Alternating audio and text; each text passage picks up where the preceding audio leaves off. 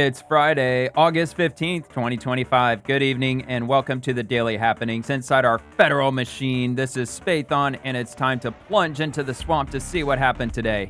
President Trump, along with Secretary Marco Rubio and Special Envoy Steve Witkoff, are meeting with President Putin and his delegates today at Joint Base Elmendorf, Richardson, and Anchorage, Alaska. And I'll follow the process from the time Trump left D.C. up until the time of this recording, which is about 7:30 p.m., give or take, Florida time.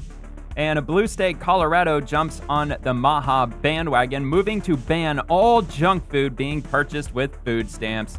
The Washington, D.C. Circuit Court just made a 2-1 ruling in favor of the Justice Department's efforts to dismantle the Consumer Financial Protection Bureau. And we'll take a look at that and why they want this entity gone. Secretary Kennedy announced that big lobbying firms are trying to drive a wedge between him and President Trump in an attempt to dismantle the Make America Healthy Again movement. Also, 80 years ago today, Japan surrendered and World War II was officially over.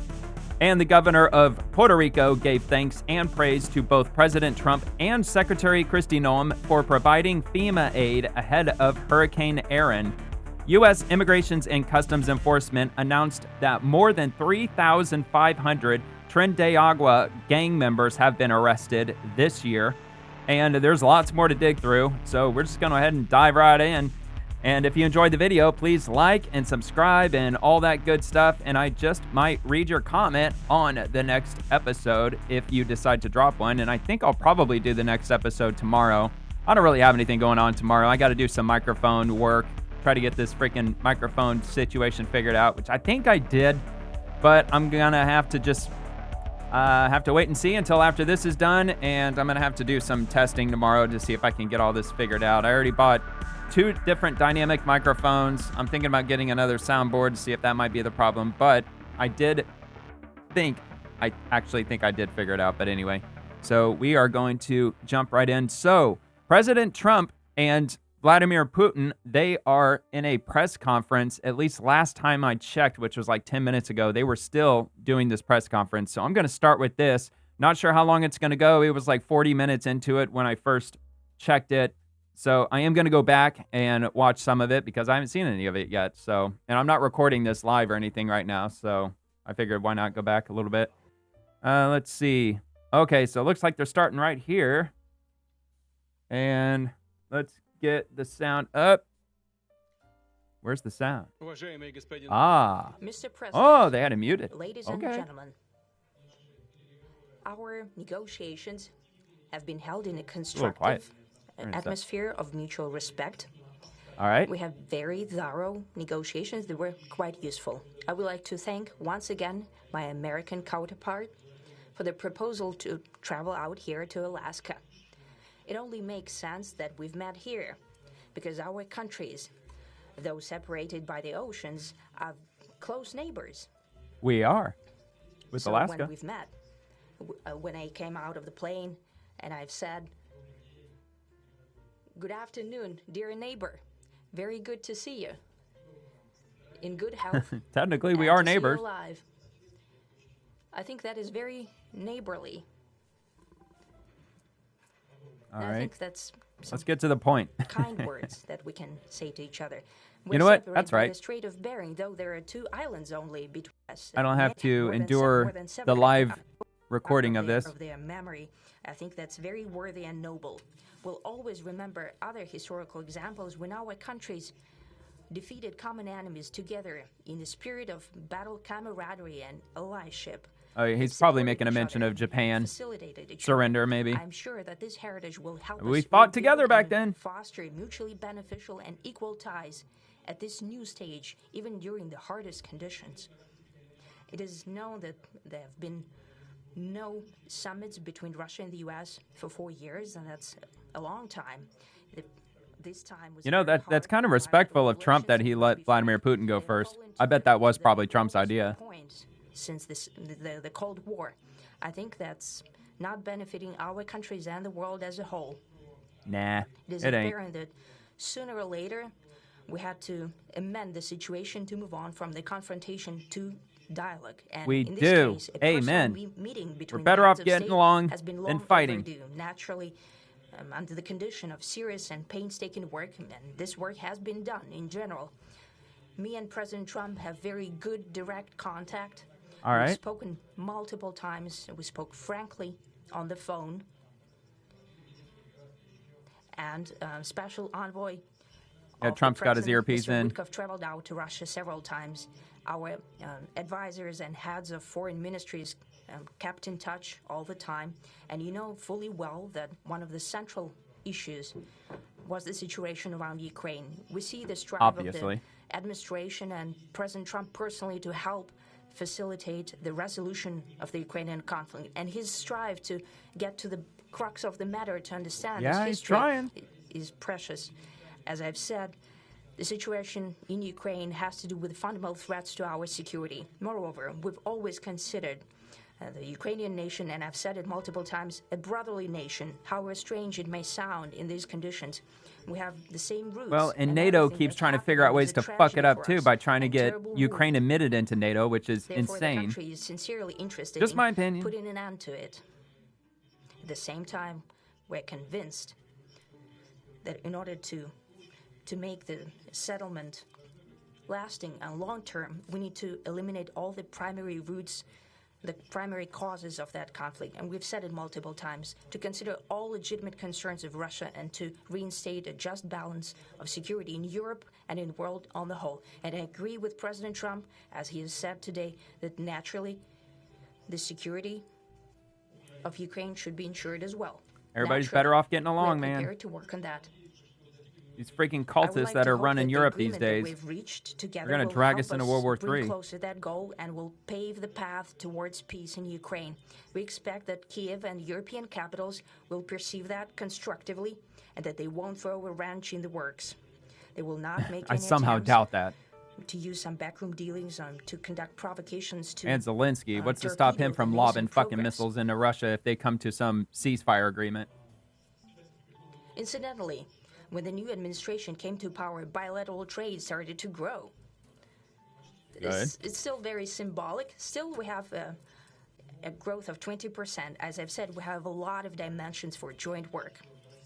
It is clear that the U.S. and Russian investment and business cooperation has tremendous potential. Russia and the U.S. can offer each other so much in trade, digital, high-tech, and in space exploration. Timber. We see that We need wood. Arctic We got to cooperation build is also houses. very Get the possible. prices down. And our international context, for example, between Among the other far things. east of Russia and the west coast of the U.S.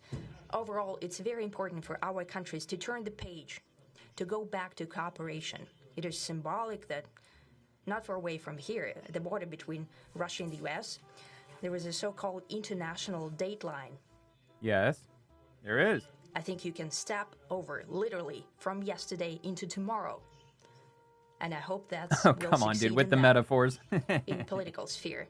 I would like to thank President Trump for our All joint right. work, for the well-wishing and trustworthy tone of our conversation. It's important that both sides are result-oriented, and we see that the President of the U.S. has a very clear idea of what he would like to achieve.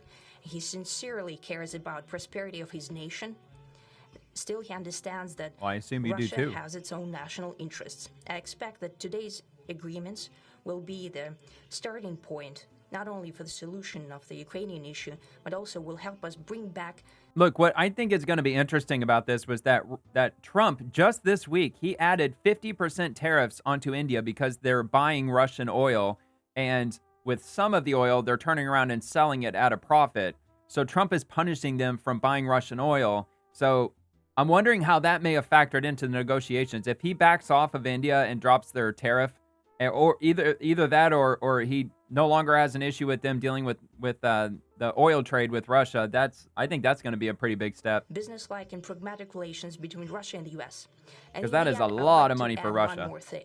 I'd like to remind you that in 2022, during the last contact with the previous administration, I tried to convince my previous American colleague that the situation should not be brought to the point of no return when it would come to hostilities. And I said it quite directly back then that it's a big mistake. Yeah. Well, they won it. Today, when President Trump saying that if he was the president back then, there will be no war. And There wouldn't be. Quite sure Maybe. that it would indeed be so. Oh. I can confirm that. Oh. I think that overall, me and President Trump have built a very good, business-like, and trustworthy contact. Good.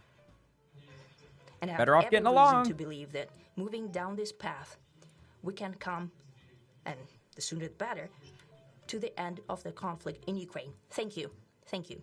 Wow, man. Thank you Whoa. very much, Mr. President. That was, Dropped a bomb on the Biden very administration. profound, and I will Fucking say that assholes. I believe we had a very productive meeting. There were many, many points that we agreed on. Most of them, I would say, a couple of big ones. Awesome. that we The haven't ceasefire? quite gotten there, but That's we've gonna be the made big one. some headway. So That's what Trump wants the most. There's no deal until there's a deal. I will call up I'm NATO gonna turn this up. in a little while. I will call up the various people that I think are appropriate, and I'll, of course, call up President Zelensky and tell him about today's meeting. It's ultimately up to them. They're going to have to agree with what Marco and Steve and I some bet of they're the not. great people They're gonna from fuck the this Trump up. I know administration Ukraine's gonna who've fuck this come up. here. Scott and Whatever this deal John might be. Radcliffe, thank you very much.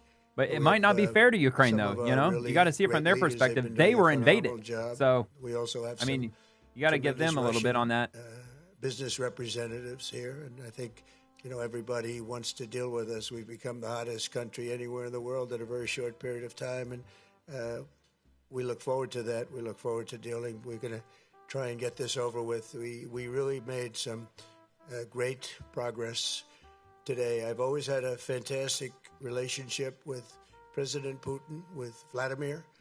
We had many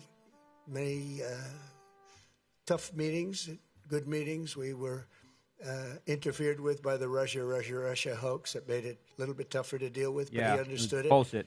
I Putin think cracked he's a smile probably when he said seen that. things like that during the course of his He's like, yeah, I know. career. He's seen- Your fucking Democrat Party, seen you're it fucking all. demons, man. But we had to put up with the Russia Didn't really hoax. used to He be. knew it was a hoax, and I knew it was a hoax. Sure as hell but become that now. What was done was very criminal, but it made it harder for us to deal as a country in terms of the business and all of the things that we'd like to have dealt with. But we'll have a good chance when this is over.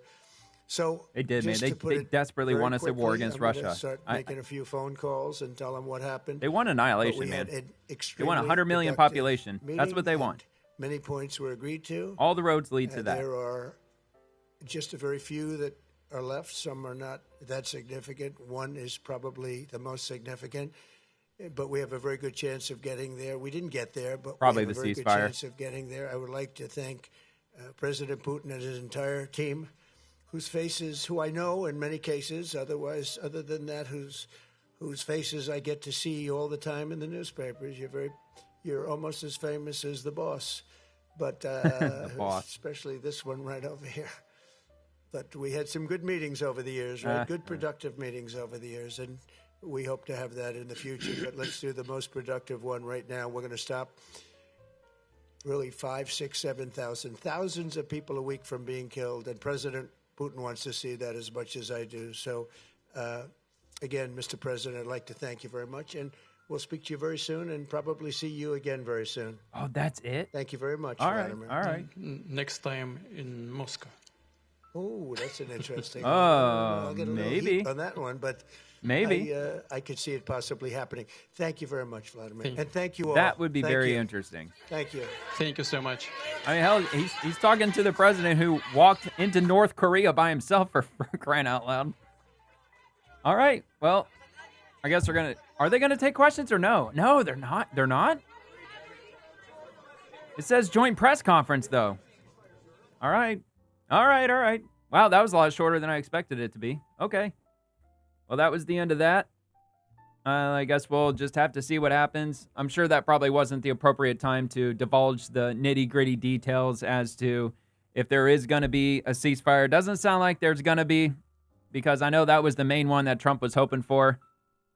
Maybe Putin possibly said that we will agree to a ceasefire if Ukraine does too. Maybe they're like, look, we're ready to do it if they're ready to do it.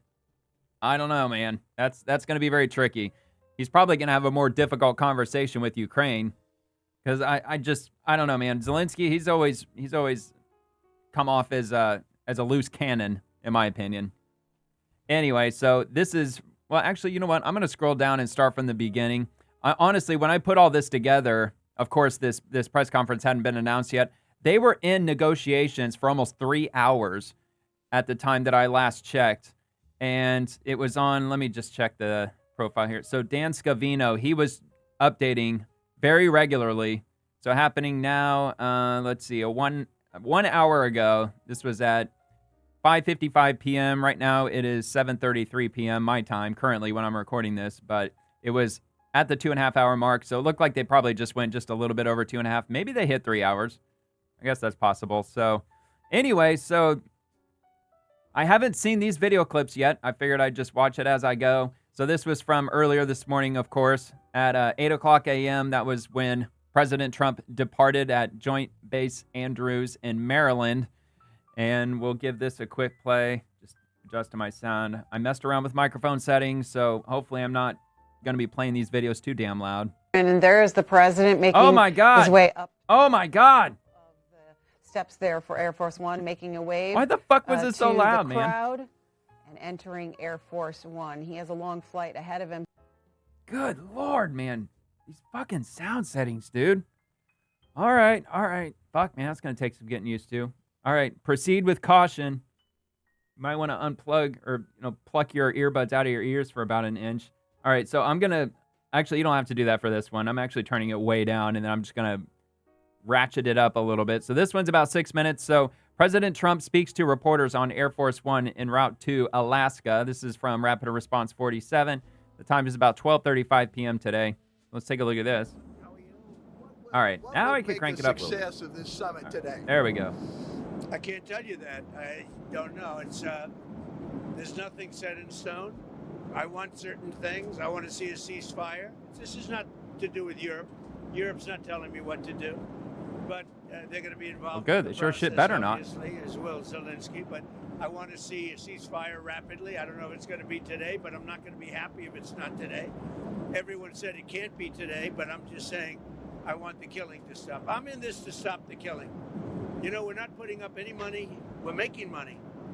They're buying our weapons, and we're sending them to NATO, and NATO's sending us big, beautiful Well, yeah, jets. man, war is very profitable. But that, I don't care about that. I care about, it was a big factor when Biden At least it spent often can be. $350 billion and got nothing. But what I do care about is they lost last week, 7,011 people were lost, almost all soldiers. 36 people in a town which got hit by a missile.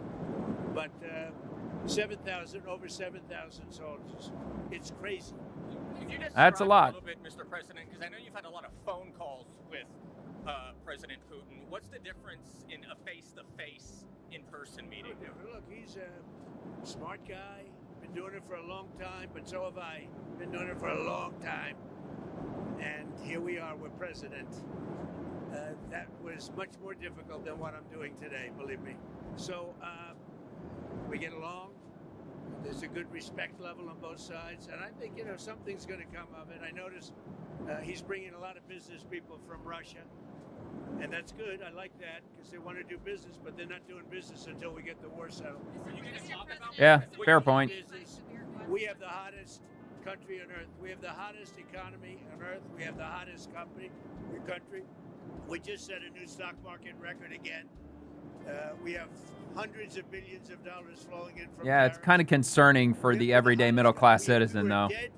Rich getting richer, poor getting poorer. Dead country. 1 year ago, we were dead as a doornail, and now we have the hottest country. And he wants. Yeah, shit wasn't good a year ago. This country is not hot economically. In fact, it's the opposite. And China's not doing well economically. No, they're not, man. They're not doing good at all in China. I want everybody to do well. The war's got to stop, and the killing's got to stop. Mr. President, what do you stop? Thank you for coming back to take questions. We saw that Russia continued its violence into Ukraine last night, launching even more drones. What did you make of that? I think they're trying to negotiate. He's trying to set a stage. I mean, in his mind, that helps him make a better deal. It actually hurts him. But in his mind, that helps him make a better deal if they can continue the killing.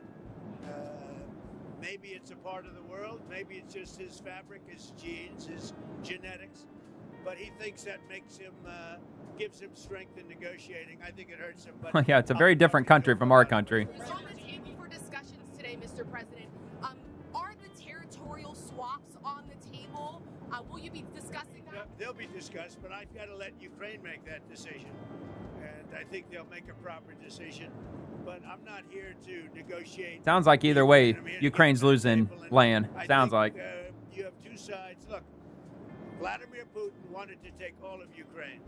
If I wasn't president, he would right now be taking all of Ukraine. Probably. But he's not going to do it. Mr. President, what did you think?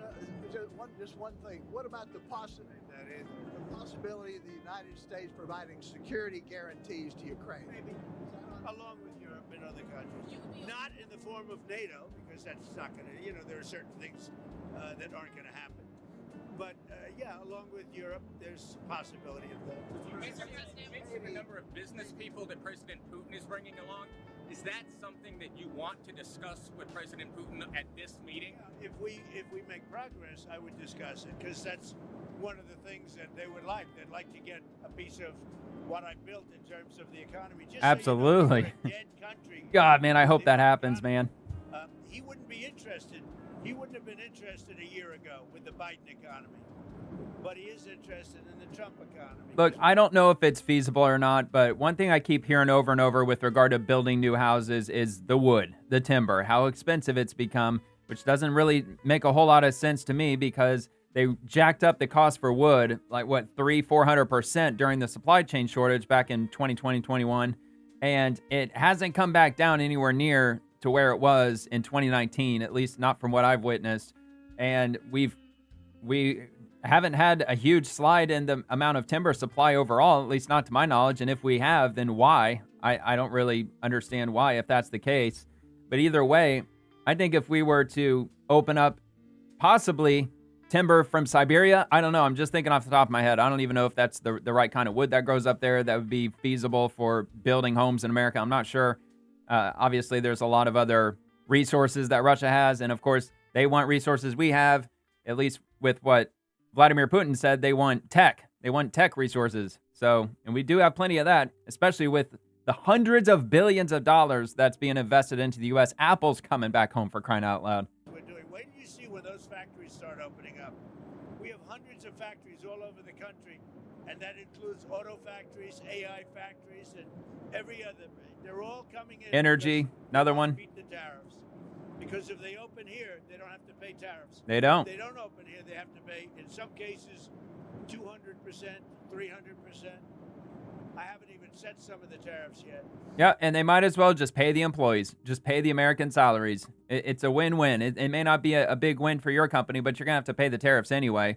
I don't know what it's going to calculate to if they stay overseas and they're having to pay X percentage of tariffs, or if they just move everything back to the U.S. and they have to pay American employee prices or wages, then is it still going to be cheaper than the tariffs? If it is, then why not come back home, especially if it's an American-based company? It'd be ridiculous not to, and it wouldn't make any sense, at least not to me. I'll be setting tariffs next week and the week after on steel and on, I would say, chips. All right, all right. Chips and semiconductors we'll be setting sometime next week, week after. All right, that's interesting. I'm going to have a rate that is going to be lower at the beginning. Then that gives them a chance to come in and build.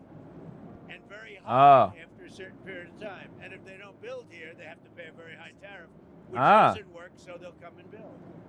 Very smart. I think that might work. Earlier. I didn't see you over there. Isn't he a gentleman? He's helping me out. He's a very nice, he's one of the few nice ones, actually. You had said earlier this week that Putin would face severe consequences if you get the sense from him that he's not interested. What do you mean by that? Economically severe. Yes, it will be very severe. Uh-oh. I'm doing this for my health, okay? I don't need it. I'd like to focus on our country, but I'm doing this to save a lot of lives. Yeah, very severe. Thank you very much, everybody. Yep, the president of peace. He's already secured 9 peace deals as president of the United States, including his first term. But he's secured, what, 5 so far? Or no, 6. I think it was 6 so far this year. Quite a lot of peace deals happening. So good news. I'll be very curious to hear how that plays out as far as their negotiations, what they ended up negotiating in the end. I'm assuming he's probably putting together a truth social post probably as I speak. So I might probably jump back onto Scavino's profile. Yeah, I'll probably jump in there near the end of this episode just to see if there might be anything new with regard to what was negotiated. It's really going to suck if he's like, well, I can't talk about it. That wouldn't be good, but I don't know. Maybe none of it is really vital enough to the everyday American people. But I'm sure we're going to get some, at least some, if not most of the details. All right, so this is from, again, Rapid Response 47. And it's a quote from Trump. Both lines are, so I might as well just play the video because I'm not just going to read it and he repeat the same thing. What are your expectations? I mean, is the goal of this meeting in Alaska to walk away with a ceasefire?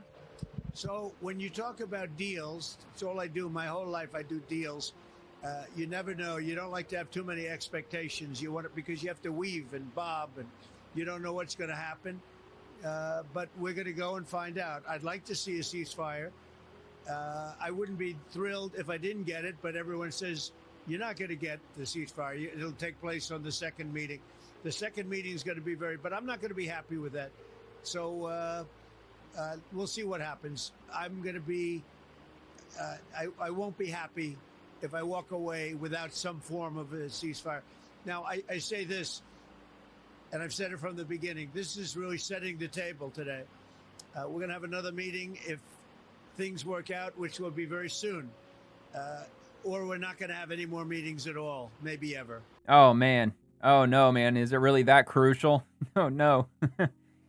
Well, it sounded like it went well, though. So it does sound pretty clearly, at least in my opinion, that it looks like a second meeting is going to end up happening. He said very soon.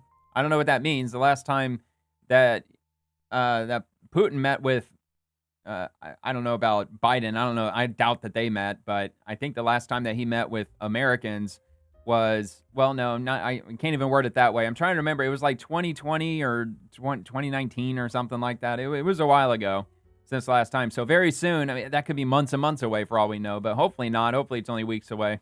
So this is from the White House. President Donald J. Trump greets Russian President Vladimir Putin at the historic summit in Anchorage, Alaska. So this is when they meet.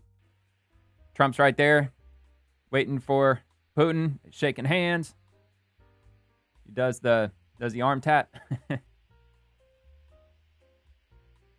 A few words. Apparently Putin said that we're neighbors. Hi, neighbor.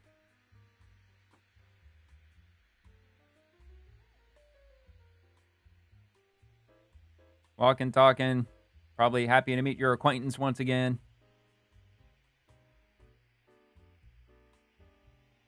Dude, the amount of planes that they had out there was insane. I'm going to get to that in a minute.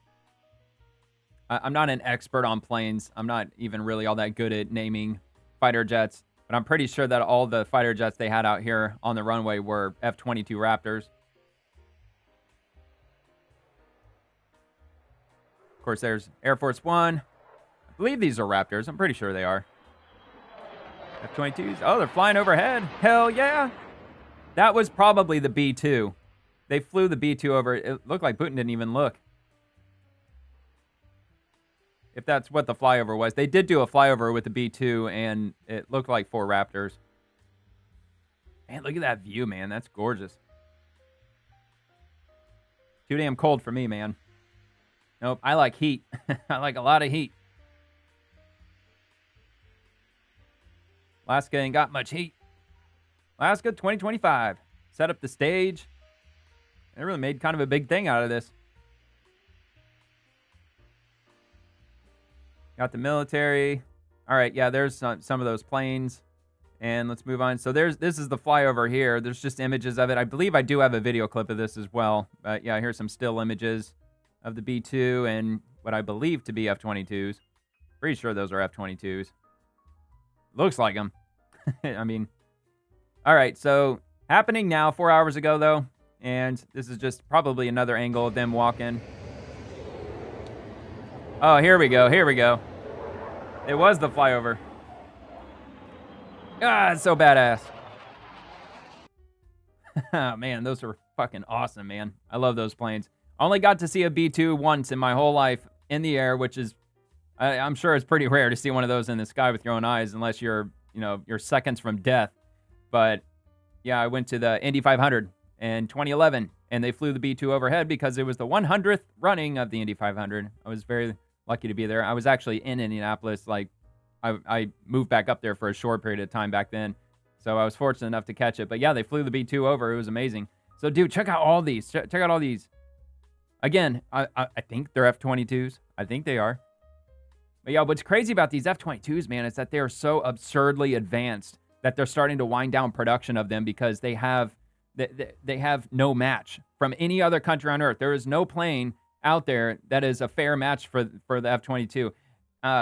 Even the missiles they use, I can't remember the name of the missiles, but they use these missiles that they could fire from like 100 miles away at their enemy, and they won't even see them coming. And these missiles are capable of doing like sharp U-turns and everything, and it follows them until it finally blows them out of the sky. And it ain't like some Top Gun shit where you have to lock on or anything. They just hit a button and it just takes them out from a crazy distance. So anyway, these are Russian vehicles. Looks like Putin's convoy. I think that's hilarious. They have the old school looking like 1980s police siren on top of it. I don't know what those things are. They're definitely not Bentleys. It must be some Russian manufacturer. And there's no sound. There's no sound of this, so I guess I could have hit play a minute ago. But yeah, so they're showing a whole bunch of these planes. I don't know if we're kind of overdoing it, just showing off like crazy in front of Putin. Got some insane helicopters. Attack helicopters. I'm honestly not familiar with those. If you know what kind of helicopters those are, just drop it in the comment, because I honestly don't know what those are. They're not Apaches, are they? No, come on. Well, maybe they are. I don't know. What do I know? Maybe they are. All right. No. Apaches are a lot smaller, aren't they? Don't Apaches only seat like one person? No. Fuck. What am I thinking of? No, no, not Tomahawk. I don't know. Whatever. I'll shut the fuck up. I don't know what the fuck I'm talking about. All right. So that was the motorcade. And so another one from Dan Scavino. This is when they drive by the B-2. They actually had a B-2 parked out here. It probably wasn't the same one that flew overhead. At least I'm assuming it wasn't, but maybe it was. So there it is. The B-2. They drove right by it. It's just funny that we're just showing off our insane American might in front of President Putin. But maybe it's normal. Maybe anytime that they do a meeting, if it happens to be on an Air Force base, maybe they just roll out everything we got, just showing it off.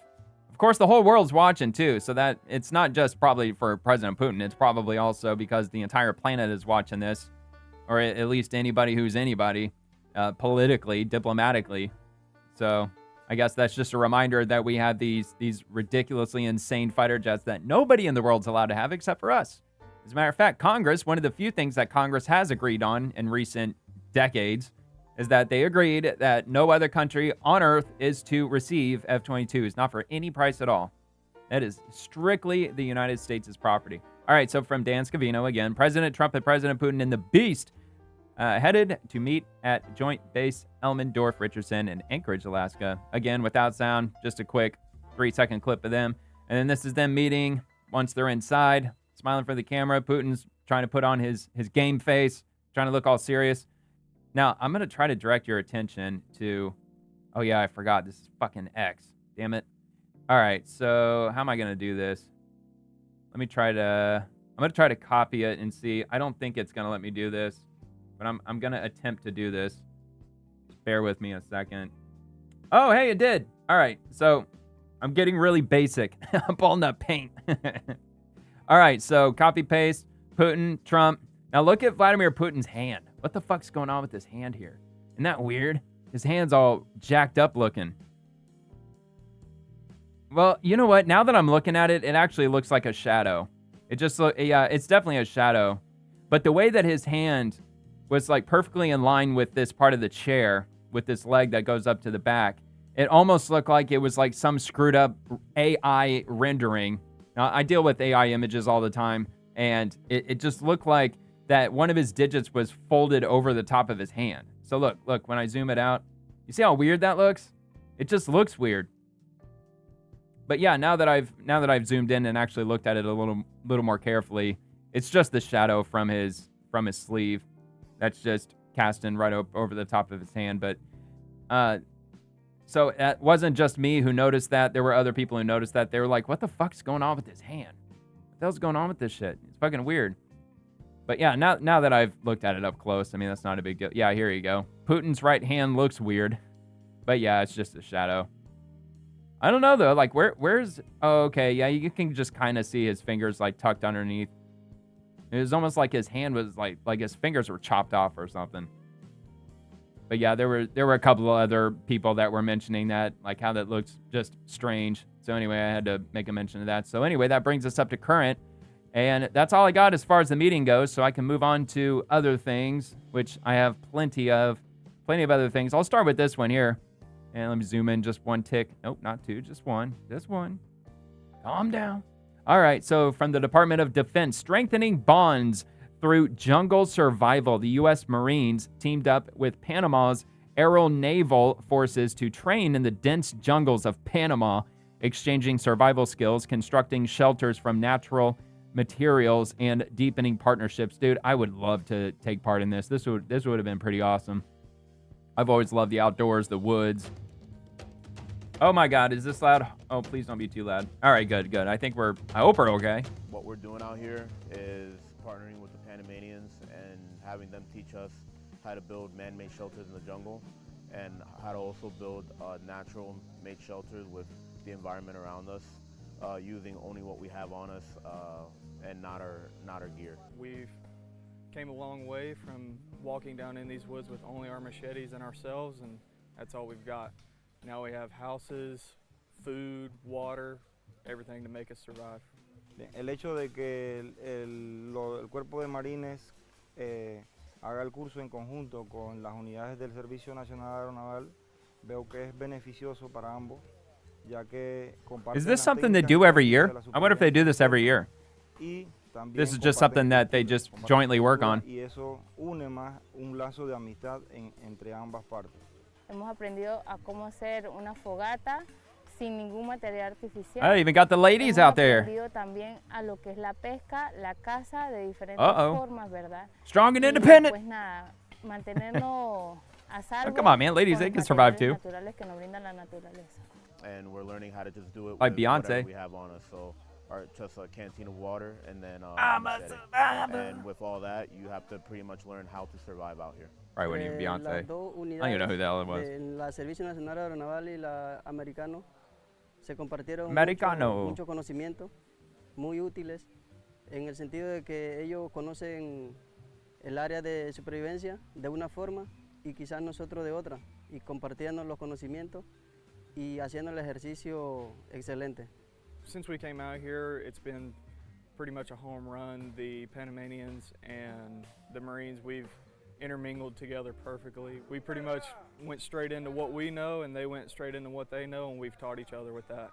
It's really bringing us together. Hey, very cool, man. Yeah, with so much doom and gloom going on in politics, it's kind of nice to every once in a while catch something like that, just something different for a change. All right, so from Kush Desai, I'm terrible with names. I'm always going to be terrible with names. I'm just going to do my best.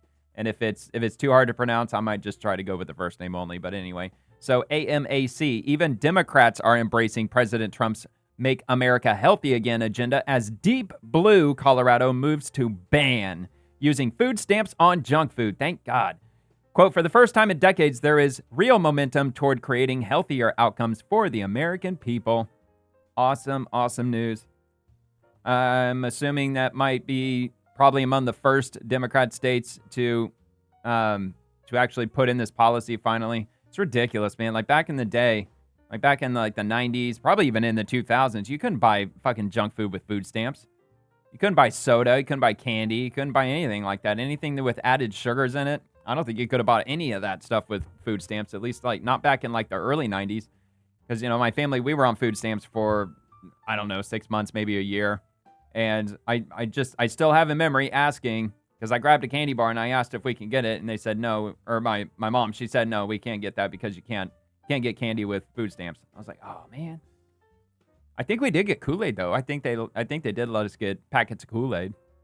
All right, so anyway, 12 states so far including Deep Blue Colorado, have made the common sense decision to ban the use of food stamps for purchasing junk food, sugary drinks, and candy. This increasingly popular idea may be set to gain even more traction out of political necessity in the months ahead. Why the fuck did I say methods? In the months ahead, as recent changes to welfare programs will require states to shoulder more of the cost.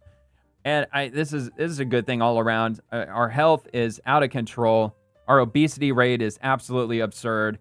And our healthcare system's getting more expensive. And that's probably a major driver of it, because so many people have to get ongoing healthcare because they're out of fucking shape. And a lot of people who are getting welfare, they're also getting essentially, well, not even essentially, they're getting government health insurance, which is an even bigger burden on the system when they're using government food stamps to buy food that's only making their conditions worse by each passing day. It makes absolutely no sense at all. I'm sure it was probably the big food lobbyists, probably Big Sugar, who got the government onto this whole program of accepting or dishing out food stamps for fucking junk food. So anyway, proposals requiring that food stamps only be used on healthy food items are not new, but the idea first began gaining real momentum following the confirmation of Robert F. Kennedy Jr. as Secretary of Health and Human Services earlier this year. During his confirmation process, Kennedy promised to end the massive taxpayer subsidies to junk food companies that taxpayers provide through the Supplemental Nutrition Assistance Program, or SNAP, commonly known as food stamps. It's the same thing, SNAP, food stamps.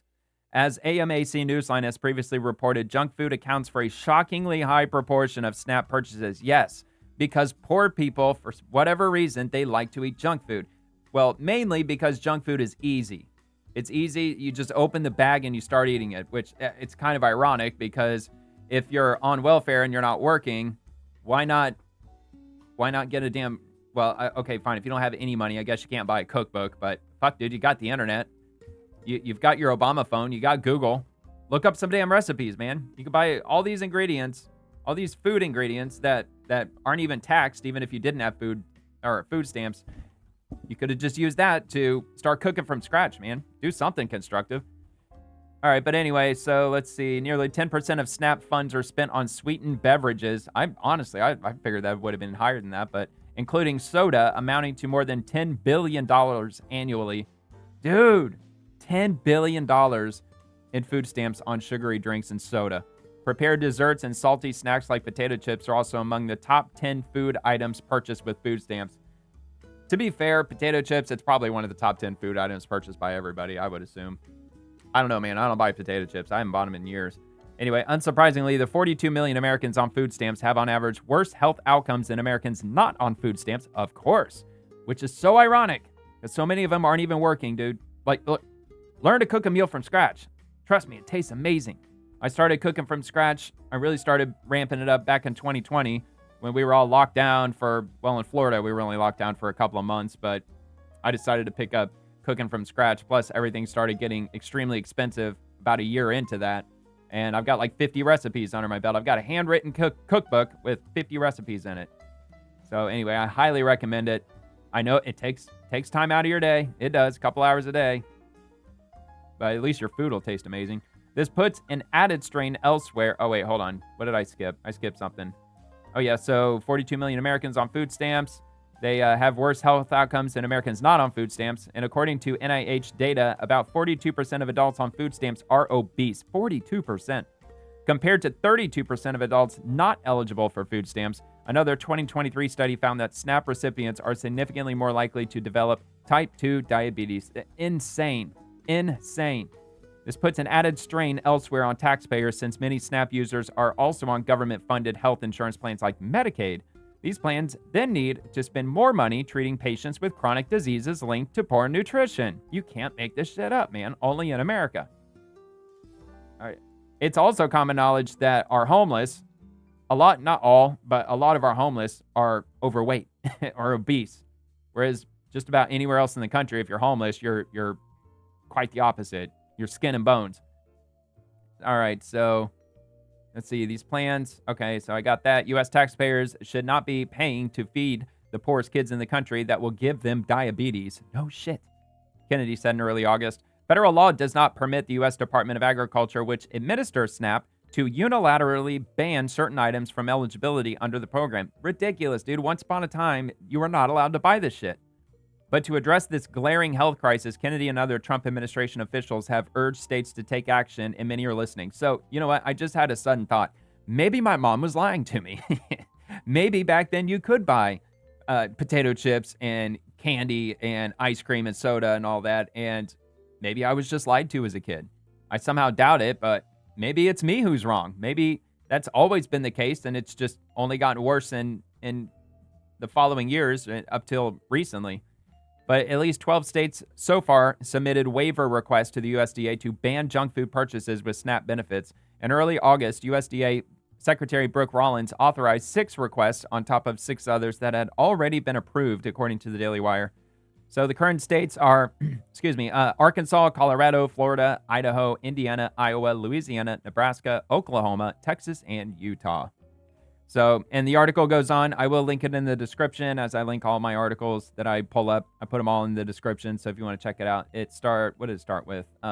AMAC.us. Because I know for a lot of the links, it's not completely spelled out. YouTube only allows a certain number of characters to show up in the link or as a link in the description. But anyway, it's down there for you. So Caroline Leavitt, top Democrats in the United States who are opposing President Donald Trump's crackdown on crime in Washington, D.C., lead the most dangerous cities in the country. Yep, just another thing. You can't make this up. The ones who are so dead set against federal policing in Washington, D.C., they're the ones who are in the most crime-ridden cities out there. I mean, not only can you not make it up, I don't think anybody is in the least bit surprised over that. I mean, this is how horrific that the Democrats have really become. Most of them, I don't know, I can't help but believe that they know that they're doing evil shit and they just don't care. But then there are a lot of other Democrat constituents, voters. I think they've really been brainwashed to such an absurd degree that they just really don't have any clue anymore. I think for a lot of people, it's gotten that bad, especially with younger folks. So from Washington, top Democrats in the United States who are opposing President Trump's crackdown on crime in Washington, D.C., lead the most dangerous cities in the country. Federal authorities shared Wednesday that they have arrested over 100 people in the nation's capital in the last week since Trump called in the National Guard and federalized D.C. police to crack down on violent crime. Over 100 people? I think it was higher than that. Kash Patel, FBI director, he's posting on the daily how many people just the FBI alone are arresting. And I think in total, even that's over 100 at this point. So they might want to update that. All right. So the move has been condemned by a number of top Democrats, including Maryland Governor Wes Moore, Maryland Rep. Jamie Raskin, Baltimore Mayor Brandon Scott, Oakland Mayor Barbara Lee, California Governor Gavin Newsom, and others. These officials, somewhat surprisingly, come from states with extremely high crime rates. Oakland, California is ranked second on the list of most dangerous cities in the United States, and Baltimore is ranked the 4th most dangerous city in the United States, according to U.S. News and World Report. It's because they don't want their constituency to demand the same thing. At the end of the day, everyday working American citizens, whether if you're on the left or the right, Republican, Democrat, no matter what, dude, everybody wants to live in a safe place. They really do. People don't want to go to bed just with the assumption that somebody's either going to break into their car or try to kick in their front door.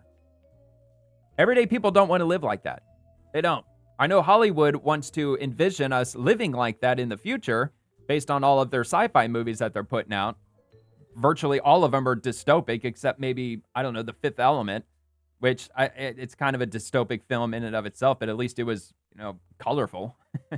All right, so both California and Maryland are in the top 20 most dangerous states in the country. If Democrats had any common sense, they would follow President Trump's lead to crack down on violent crime that has plagued our nation's capital in Democrat-run cities across the country. White House Deputy Press Secretary Taylor Rogers told the Daily Wire. So, and this is from Gavin Newsom, a post from him. He was just getting warmed up in Los Angeles. He will gaslight his way into militarizing any city he wants in America. This is what dictators do. Fucking assholes, dude. It is beyond frustrating. These propagandists, and it's so low IQ, man. It's so low IQ. They're like, he's militarizing so he can take over because he's a dictator. He's going to try to rule the country with an iron fist for the next 30 years. These people are, honestly, they're not brain dead. I had to cut myself off. I don't think they really are brain dead. I think they just really are this evil. They truly are. There's no truth but power. That's the motto of the Democrats right now.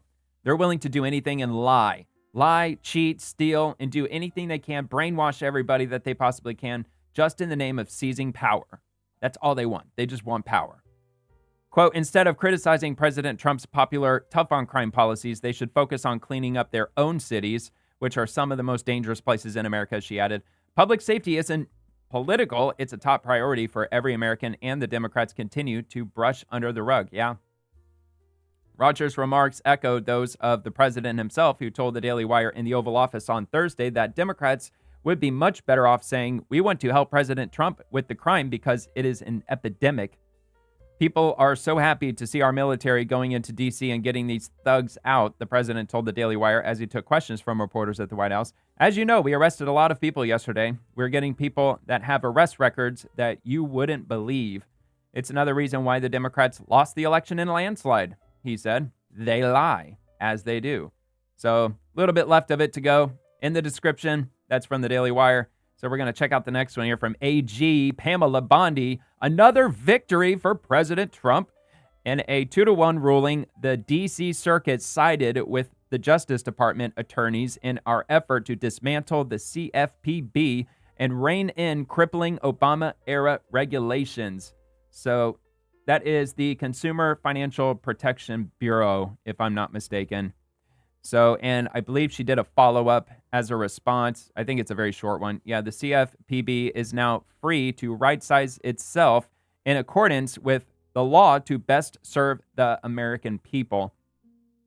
So I decided to do a quick search on Govt to see what exactly is it about the CFPB that they have an issue with.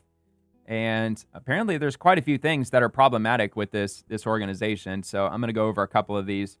So what is bad about the CFPB? So number one being lack of accountability. The CFPB structure with a single director who could initially only be fired for cause and funding from the Federal Reserve rather than congressional appropriations is seen as an insulating it from Democratic oversight. Critics argue this allows the agency to pursue aggressive policies without sufficient checks from elected officials. Then there's also regulatory overreach. Critics, particularly Republicans and financial industry groups, claim the CFPB imposes burdensome regulations that stifle innovation and increase compliance costs for businesses, especially smaller banks and credit unions. For example, its rules on payday lending and junk fees, which include overdraft and credit card late fees, are seen as limiting consumer access to credit and raising base costs for financial services. I mean, I don't know about all that. I think everybody would be on board with lowering overdraft fees. However, there is a problem with that, which is mentioned here. And see, the next one, duplicative functions. The CFPB's mission overlaps with existing agencies like the SEC, FDIC, and FTC, which already regulates financial misconduct. Critics argue it unnecessarily duplicates efforts, adding bureaucracy and costs without providing unique consumer protections. So basically, there's already oversight for all this stuff, and essentially this organization is just more or less irrelevant, I guess. Or it just allows it to create more of whatever it wants to without having to go through the oversight that the FDIC, the FTC, and the SEC do have to go through. So paternalistic policies, regulations like the 2017 payday lending rule, which restricts high-cost loans, are criticized as paternalistic, limiting options for low-income consumers who rely on such credit. Critics say this pushes borrowers toward riskier alternatives like loan sharks. And the economic impact, this one I thought was interesting. Policies targeting fees such as capping overdraft fees at $5 or credit card late fees at $8 are said to backfire by forcing banks to raise other fees, tighten credit, or eliminate services like free checking, potentially harming low-income consumers the most. I just thought that seems legit, I guess. If that's really what's happening, I could see that actually being the case, that banks are like, well, if we're not able to earn money from these overdraft fees, then we're going to have to find it somewhere else. Even though aren't banks, their big bread and butter, isn't it just loaning out money that people have in their savings accounts? Isn't that the whole thing that banks do? They take the money that you're putting in your savings and they're using it to give out car loans and mortgages and stuff like that. I mean, I figure they'd make plenty. I would really hope that they're not that heavily depending on overdraft fees, because that's predatory, my opinion. Questionable enforcement methods. The CFPB's approach to issues like auto lending discrimination using proxies like last names and zip codes to infer race has been criticized as unreliable and overstepping its authority, especially since auto dealers are exempt from its oversight. Good grief, man. I mean, they deal with financials all the time. They make loans all the time. Even auto dealers, maybe not the main ones, but definitely buy here, pay here lots. They do a lot of their financing from within, which is how you can go in there with the worst credit imaginable and they'll still give you a loan because they don't have to go through a bank to get your credit approved. Anyway, a 2018 Congressional Review Act action overturned such guidance. And it looks like the last one here, partisan bias allegations. Some critics view the CFPB as a politically motivated agency, particularly under directors like Rohit Chopra, accused of pushing a woke or anti-business agenda. Its aggressive enforcement and rapid policy changes are seen as favoring ideological goals over practical consumer benefits.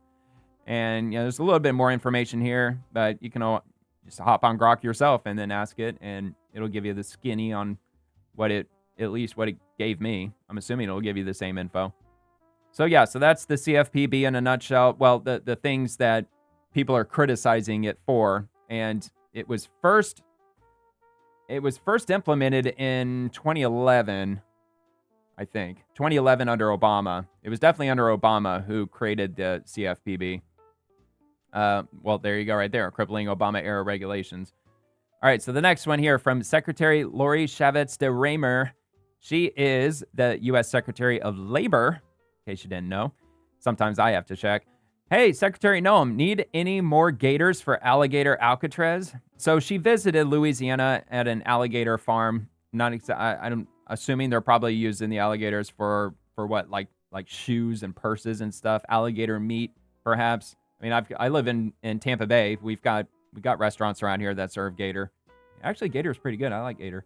So anyway, yeah, I thought those were adorable. There you go, little baby alligators there for you. An alligator Alcatraz. Obviously, it's a joke. Calm down, Democrats. It's just a fucking joke.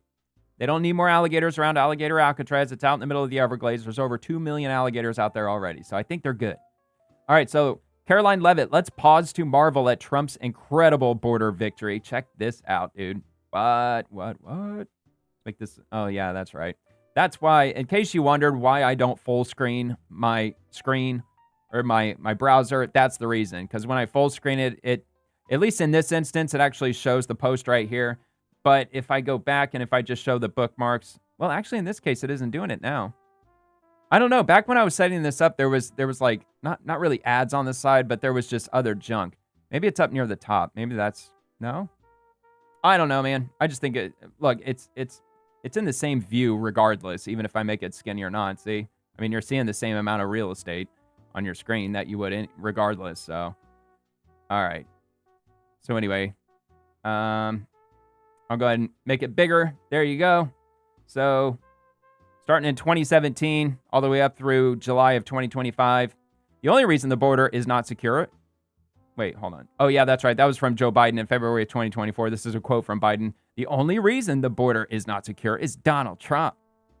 So you see, during Trump's presidency, border crossings month over month from January 2017 all the way up until, well, January of 2021 when Biden took over. And it immediately, look at this, by March. This is March of, 2 months after he became president. Immediately skyrocketed to a higher level than during Trump's entire presidency. Unbelievable. And now under Trump's second term, it is completely way down at the bottom, which is excellent news. That is just infuriating, especially when he drops a quote like that. Of course, that's what Democrats do. Everything's Trump's fault no matter what. That's just the narrative. If we tell the American people the same thing over and over and over and over again, then eventually they'll just have to believe it. I'm sure there's probably a way more sophisticated and way more ingenious quote that's basically the same as what I just said that you could probably find in 1984 or some shit. Just tell them the same thing over and over, and eventually they'll believe it as the gospel truth. All right, so this one comes from Secretary Kennedy. This is crazy, dude. Check this out. So the swamp is in full panic mode. D.C. lobby groups are laboring fiercely to drive a wedge between President Trump and me, hoping to thwart our team from dismantling the status quo and advancing POTUS's Make America Healthy Again agenda. They're pushing the flat-out lie that I'm running for president in 2028. Let me be clear. I am not running for president in 2028. So in case you heard that, this is straight from the horse's mouth. It's right here from Secretary Kennedy himself. He ain't running for president in 2028, folks. My loyalty is to President Trump and the mission we've started. Their attacks on my staff, especially Stephanie Spear, a fierce, loyal warrior for MAHA, who proudly serves in the Trump administration and works every day to advance President Trump's vision for a healthier, stronger America, are proof we're over the target. We'll keep moving forward, we'll keep delivering wins, and no smear campaigns will stop us. President Trump is delivering on every promise beyond my wildest dreams, ending war, protecting free speech, rebuilding American industry, and the American middle class. All were hardcore Democrat agenda items back in the day. Maybe if you remember the 90s, I'm sure even in the 90s, maybe even in the 2000s, Democrats were all about that. Protective free speech, rebuilding American industry. Well, sort of, like they always said that they're all about American industry, yet, you know, Clinton did, what was that, the Trans-Pacific Partnership or whatever, which sent shitloads of companies overseas. So, I mean, at the very least, this was among their most primary talking points whenever they were running for whatever. And the American middle class. Always talking about kitchen table this, kitchen table that. We need this and we need that for our kitchen table issues and so on.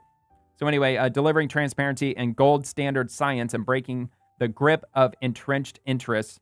The president has made himself the answer to my 20-year prayer that God would put me in a position to end the chronic disease epidemic, and that's exactly what my team and I will do until the day he leaves office. What a hell of a good post, man. That was a great post from Secretary Kennedy. And I'm sure he's getting plenty of praise. Wouldn't surprise me if there's probably some haters down here, as you know, there are. I mean, look at this, man. He did he comment? Oh, no, never mind. This is on his profile. I actually didn't mean to do that. I actually meant to click on the post itself. All right. Here we go. I was like, wait a minute. Did Dr. Oz reply to that? Usually they'll just quote post it or quote tweet it or whatever. Deep state, naturally. I'm disappointed that you have gone back on the promise to ban pharma ads on TV. Why? Ooh, that is interesting. Has he actually come out and said that, or is he just not there yet? You know, he's got a lot of irons in the fire right now, man. He's juggling a lot of shit right now because he's a politician and they say anything to get elected. I mean, yeah, he's kind of got a point there. Hopefully he didn't actually backtrack on that, but because could you imagine? Look, I don't watch cable TV anymore. I haven't watched it in like a decade. I definitely remember that though, especially during the daytime. If you happen to work, you know, like over the weekend and you got one of the weekdays off or whatever, you're going to be just inundated with those stupid freaking pharmaceutical ads that they play all day long. And they're not short, man. They go on like 2, 3, 4 fucking minutes. Just on and on and on. Ask your doctor about this. Ask your doctor about that. And most of them, they just do more harm than good anyway. Kind of like a shrink. Nah, I'm just kidding. Come on, go see a therapist if you need one. All right, so we know, we get it. The powers that be don't think we do. We're grateful for you and we're with you. Your uncle would be so proud of you and what you're accomplishing. Draining your appointed corner of the swamp. Absolutely. Thank you for your transparency. Nice. Praying for you both. Dems are definitely in panic mode. Yeah, they probably are. I think what they're probably the most pissed off about is the fact that he's getting junk food out of food stamps. I've seen that on TikTok. I've seen it. There's a lot of people really pissed off about that. One lady said, she's like, that's all my kids will eat. They only eat junk food because they have sensory problems and they're on the spectrum, meaning that they've got fucking autism. I was trying to think what it was. Yeah, so it's insane. There's people out there feeding their kids 100% junk food, and that's it. Sodas and everything. And you wonder why your kids have problems focusing. It's ridiculous, man. And I'm sure they're probably feeding them amphetamines or whatever the hell that they're giving kids these days that are ADHD. A lot of them, they probably just eat junk food all day. That's probably why they've got issues paying attention. Anyway, get the drug commercials off the networks, please. Amen. I'm on board with that. I don't watch TV, but yeah, I would absolutely get behind that. Praying for you and your efforts to make our country healthy again. Full panic mode because the status quo is being dismantled before their eyes. Keep up the great work. Thank you. The entire government is the swamp. Ooh, That certainly means you too. The entire lobbying, affiliations, funding sources, and corporations are the swamp. Your carrot-dangling lies don't fool those of us that are awake. The end is near for the serpent and the beast. Wow, man. All right. That was a little bit of pushback, to say the least. Hopefully he'll be around for the next term as well. If J.D. Vance runs, and he probably will, and if he wins, which so far there's a very good chance that he will, I bet he would keep Secretary Kennedy around. With the exception to the big pharma ads, at least down here in the comments, I haven't really seen... Oh, wait, hold on. When are you going to stop the vaccine schedule and the mRNA vaccines in children? I thought, well, I don't know if it's pertaining to children, but I'm pretty sure that he stopped the funding for mRNA vaccines because they just weren't benefiting nearly enough. Look, I've been anti-COVID vax. I never even got one. I didn't get one. I never even got a simple COVID test. Didn't even get tested. Even though I know that I got COVID at least twice because I live with folks who did. They got it.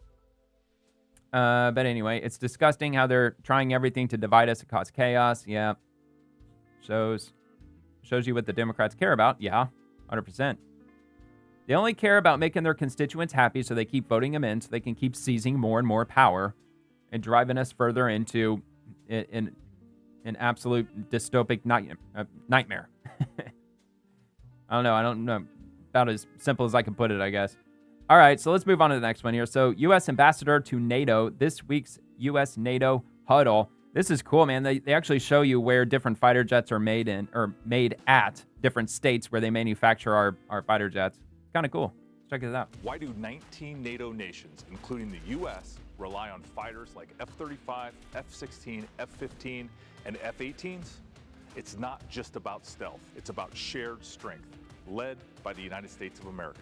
Built in Texas, the F-35 drives U.S. jobs, with about a quarter of its parts sourced from Europe, boosting allied deep in the heart of Texas. F-16s are built in South Carolina, with supply chains extending shout out across NATO, including key partners.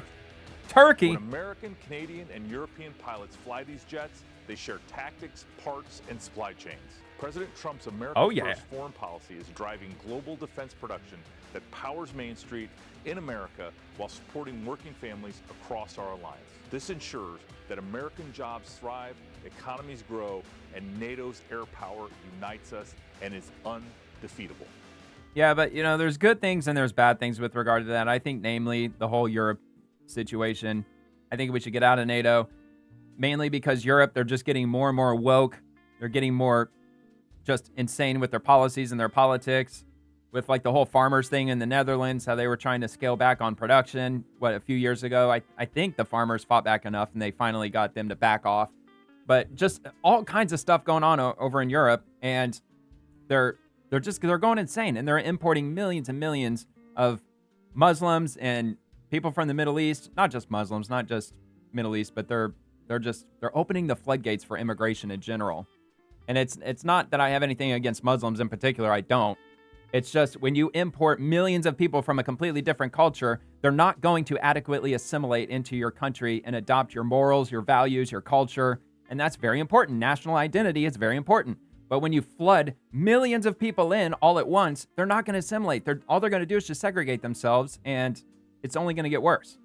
It's not a good policy. It's not good. And it's happening all over Europe, and it's only getting worse. As far as I know, did they finally cut off the immigration that they had back, I guess, during COVID, 2020, maybe 2021. I don't know when it was at its worst. But yeah, it doesn't seem like Europe is going to be an incredibly strong ally maybe in a few decades from now. At least that's my prediction. So I don't know if we should be sharing high military tech with them for much longer. I'm sure we're probably good for now. I don't know, just an opinion of mine. Anyway, Under Secretary of Defense, Emil Michael, the official account, Under Secretary of Defense for Research and Engineering. So he says, our warfighters need drone technology that is rapidly tested and rapidly fielded. Our technology readiness and experimentation, the T-Rex initiative, answers that call to action. And here's a quick recap of my trip to T-Rex 2025. I think what you've seen at this T-Rex event is sort of the best of America, right? You've got 100 different systems. These drones are getting nuts. A test bed to test their systems. Knuckin' futz. Right away. I've seen those before. Look at this shit. The hell was that thing? and then for the next T-Rex, so that we can dominate in the next generation of drone warfare, which we need to do, which the president has commanded us to do, and the SecDef has commanded us to do. There's no other event in the world that I know where you can have this many different systems come together and try their system in an operationally similar environment than this one. This is what's happening in the world. This is what's going to happen in the world, and that's why we're getting after it. Yeah, that's cool, man. Drones. Everybody likes drones, right? Except the crazy-ass loud noises that they make. So, China, they're developing these crazy mosquito drones. Have you seen this shit? And I'm sure we are, too. Matter of fact, I'm sure our military probably developed them, like, years ago. But, yeah, look at this shit. I'm going to try to bring up an image. Hold on. Actually, I'll just bring up Google Images. And we'll probably get different. Yeah, look at this shit. Look how tiny that thing is. That's a drone. Tiny-ass little bitty little fucking drone. It's like an inch. I don't even think it's even an inch. It's like no bigger than a fingernail. Pretty wild, man. And the article that I read, it was like a month or two ago. But I believe that they have like a 15, 20-minute flight time, too. It's just got a little camera on it, and it's a little tiny little bitty spy drone. And they could send a whole bunch of them out, and you wouldn't even know that they're there. It's absolutely crazy. It's crazy what they're doing. Plus, the Trump administration, they're lifting regulations on drones for commercial use, and that means maybe in the near future, we might start seeing Amazon drone delivery and other types of drone deliveries. I know that they were focusing also on pharmaceuticals for emergency use. I could see that, especially in an emergency situation, like if something catastrophic were to happen and hospitals are in need of certain medications, it'd be kind of cool if they could drone them from one place to another. But even just for customers, you can have your medications flown to your house by drone. Sounds cool. However, drones are loud. They're really loud. And I think those Amazon drones, I think they'll be proven to be a giant, at least audio pain in the ass, a sound pain in the ass. So anyway, I guess we'll just have to wait and see. But it sounds like it's going to become a reality probably sooner rather than later. I know Amazon, they've been working on their drone program since at least 2012, not before then. I think that's when they first announced that they were working on drone delivery, which would be pretty cool, man, if you order something from Amazon. I don't order anything from Amazon unless I have to. Look, they got rid of Radio Shack, so a lot of my electronic stuff I have to buy on there now. And I just prefer buying local, even though that's a bad example because it's a national chain. But, you know, locals at least work there. At least they support local employees. But, again, I guess with Amazon, the drivers, they're local too. So, in a roundabout way, I guess, kind of in a weird way, you're still supporting at least local salaries if you're buying Amazon. I guess you want to look at the bright side of it. All right, so from Congress, Pat Harrigan. 80 years ago, Japan surrendered and World War II was over. America proved that when freedom is threatened, we fight and we win. To the heroes who made that victory possible, thank you. That was a hell of a war, man. Absolutely wild. Absolutely wild. I still need to see Oppenheimer. I heard it was pretty good. I think that, honestly, I think that's the only Christopher Nolan movie I've not seen yet. I got to see it. I have no reason other than I just haven't had time to sit down and watch a movie in forever. So maybe I'll get it. Maybe I'll actually check that out this weekend. Right. IRS news. Warning, watch out for stimulus check scams. The recovery rebate credit has expired. So monitor irs.gov/alerts for more. And there you go. Image letting everybody know that if you're getting any quote-unquote stimulus checks or any calls relating to stimulus checks, don't fall for it. The program's expired. It's over. I'll go ahead and bring this up just so I can link it in the description so you can check out all these other warnings too. I'm sure there's quite a few out there. Yeah, COVID, I'm sure that's probably not a big thing anymore, but maybe it is. COVID, dishonest tax preparers, and disaster fraud, this, that, and the other. Scammers hard at work. Scumbags, scumbaggery. All right, from Tom Cotton. Nonsense! Poverty doesn't cause crime. Soft on crime policies championed by the New York Times cause the horrific crime levels found in Democratic jurisdictions like in Washington, D.C. Crime committed by teenagers has for decades been a focus of the city leaders and often a point of political tension. Calls to take a tougher line on juvenile crime run up against efforts to address the extreme poverty and other entrenched socioeconomic problems that many experts say underlie youth crime. There you have it. And from John Kennedy, The Democratic Party has now come out firmly and passionately in favor of crime in Washington, D.C. Why? Because President Trump did something about it. Yep, I tend to agree with that. It's only because it was Trump. If they were anybody else, even if it were a Republican, I think if it wasn't Trump, they would have been like, yeah, I think that's kind of a good idea. But maybe not, though, man. I think they've just completely fallen off the cliff. They just absolutely lost their minds. They're so committed at this point. They've doubled down, umpteen million times at this point. I just don't even know if they even know how to get back, even if they were shown the way. All right, so from Steve Daines, the One Big Beautiful bill has helped keep the Bull Mountains mine from shutting down, saving hundreds of empty jobs. Made in America energy is back, baby. It is back. This is cool, man. They go down into the mines. You see what it looks like working in the mines these days. Never you mind. I want to speak for a moment about that big, beautiful It's bill. mine, not yours. Beautiful law. This fight we've got back in Washington is something that many folks don't understand. President Trump, he calls it big, beautiful, clean coal. And we're going to fight for those jobs. Well, I'm glad we get the story out to people in Montana because we just saved over 250 jobs. She's a lady. Whoa, whoa, whoa. It's a lot of coal. Constantly, probably 24/7, isn't it? I bet it's just like constantly just flowing out of there. So I'm saying, man, we could use some nuclear. I know that would impact their jobs. I'm not saying we should be taking jobs away. I'm saying I'm hoping, in addition to the coal, hopefully they're going to ramp up nuclear production too. Nuclear power. All right, so this I thought was kind of interesting. So if you don't really care about the whole Epstein files thing, frankly, I've kind of lost interest for the most part too, although I kind of do agree with Democrats. Actually, I do completely agree with them that they should, no matter what, release everything that they have because they've buttered us up. They've pumped up this, we've got all the Epstein info. Get ready for the big, massive drop, the huge bombshell, and it just never happened. So anyway, so this is from Chuck Schumer, probably like the first thing that I've somewhat agreed with him on in probably forever. Anyway, so he said even Doge AI.gov knows, so the Doge AI bot, which replies to pretty much every political post that's out there, whether if you're on the left or on the right, it replies to everything and tries to give context. It seems fair for the most part. It doesn't really seem to lean very heavily one way or another, although I probably read more Republicans than Democrats as far as posts are concerned.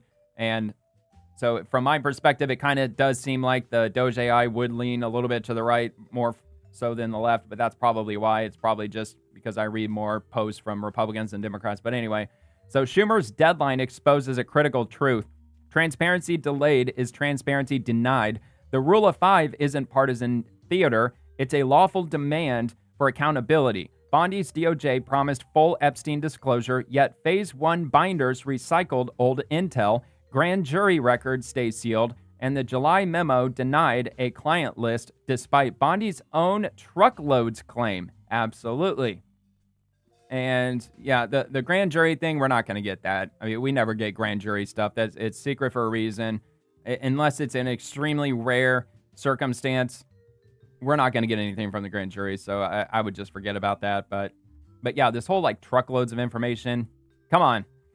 So MAGA voters didn't elect Trump to uphold DC's culture of secrecy. If the files prove innocence, release them. If they expose guilt, prosecute. But stonewalling only fuels distrust and lets Democrats weaponize the vacuum. Yeah, absolutely.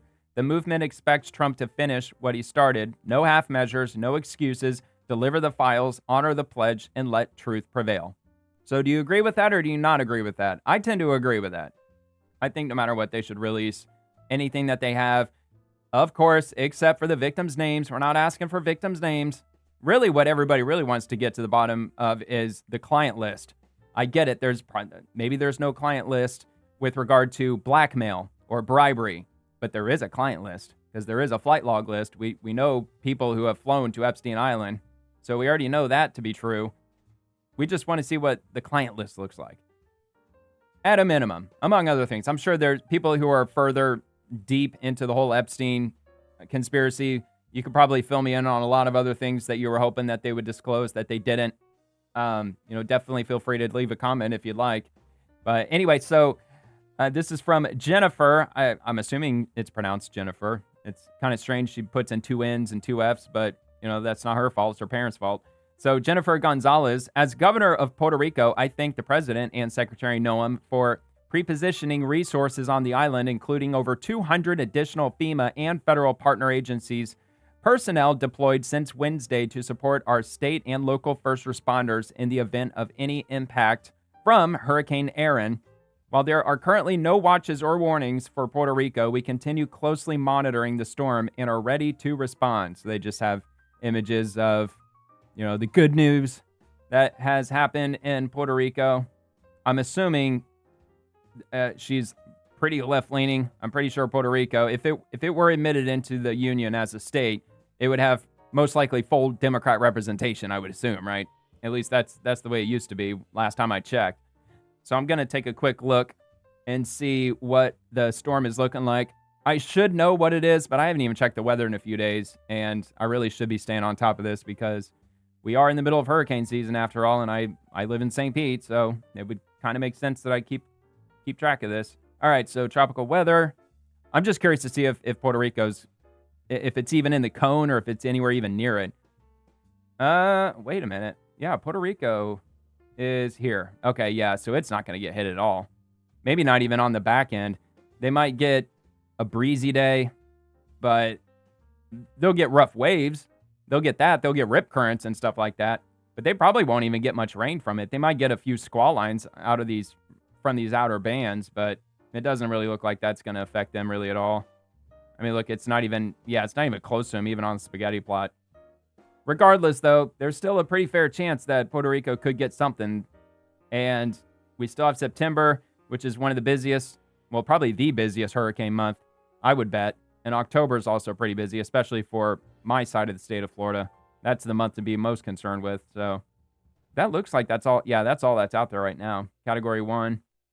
What did they say that it might end up developing into? A 4? Whoa! Category 4? Where's Bermuda? Bermuda's up here somewhere. Uh-oh. Bermuda. That may not be good. NHC track. All right. Where's the... Oh, here it is. All right. Where... Oh, okay. Yeah, it's way out. Yeah, Hamilton. Bermuda's way out here. So it doesn't... Of course, that can change. Could definitely change. But for now, it doesn't look like they're really going to get affected, at least not by the hurricane force winds. At least not right now. Fun fact, Hamilton, Bermuda, that's the farthest north latitude anywhere on the earth where coconut trees grow naturally. Which is kind of crazy, man. It's like what, on the same latitude as South Carolina, maybe North Carolina. Because I know the earth curves, so maybe it's like southern North Carolina that it actually... that it's on the same latitude with. But anyway, so yeah, there you have it as far as that goes. So we'll move on to the next one here. Homeland Security, completely false. Armed militia groups are not present in D.C., damn it. These are federal law enforcement officers working with the Metropolitan Police Department. The MPD has taken an important first step toward public safety, and DHS is proud to be a part of the solution. These officers act in a professional manner, despite individuals verbally berating them and trying to escalate the situation, such as the asshole who threw the Subway sandwich. We look forward to partnering more closely with our counterparts in Washington as we make D.C. safe again. So there you go. If you haven't seen let me see if I can find that. Absolutely ridiculous. I think it was FBI Director Kash Patel who shared it. Let me check the media. It should be over here in the media. Should be among the top ones. Here we go. 2 minutes, 50 seconds. That's a long one. All right, that one might be... Oh, yeah, they got him handcuffed, so they did catch him after all. Let's just take a look at this one. Maybe this might be one of them. They're what? Yeah, see, he's got the Subway sandwich. This is what they're talking about. Fuck you, fascist! Fuck you, fascist! Shame. What a no IQ fucking douchebag. And this is the same asshole that's sitting on TikTok complaining about how he can't find a job anywhere. I'm applying all over the place. Nobody's hiring. What the fuck's going on? Well, maybe because there were millions of illegal immigrants that are working here now. Fucking idiot. I can't find cheap rent. Where's the cheap rent? Because tens of millions of illegal immigrants are staying in apartments right now. Dickhead. These people are fucking brain dead. He has no idea why the fuck he should even be mad at him in the first place, other than he's just utterly brainwashed. Oh, the fascists tried to the federal buy investigation. Where? All right, hang on. I want to get to the part where he threw the sandwich. I don't give a shit about his complaining. All right, so he's actually walking up to him here. Oh, so this is a different angle.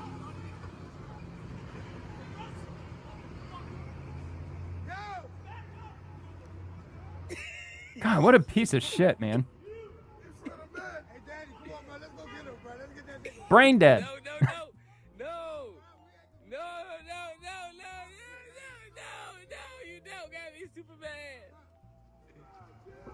Just throw the sandwich already.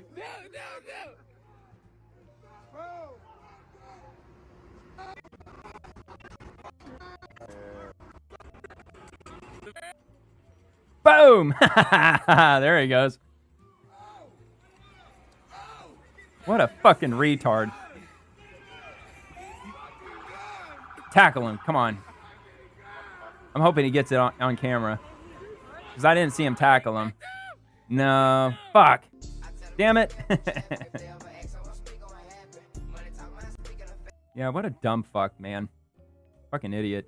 That wasn't the one that I saw yesterday. The one that I saw, I think, might have either been from a body cam or at the very least it was at a different angle. This looks like him after he was caught. Maybe. Oh, yeah, here we go. That's the angle I saw. Yeah, there it was.